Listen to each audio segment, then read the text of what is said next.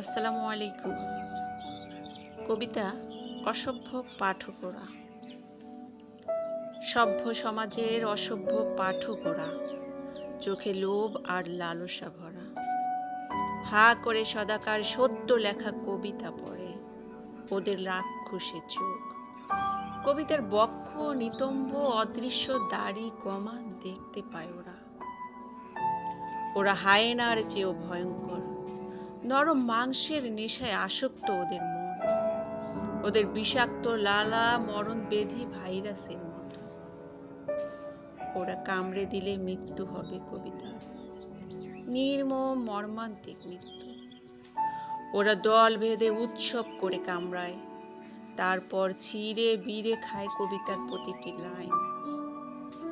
ওরা কাউকে ভয় পায় না, আইন প্রশাসন আদালত ওদের হাতের মুঠোয়। ওদের অসীম সাহস, রক্ত দিয়ে গোসল করতে ভালোবাসে।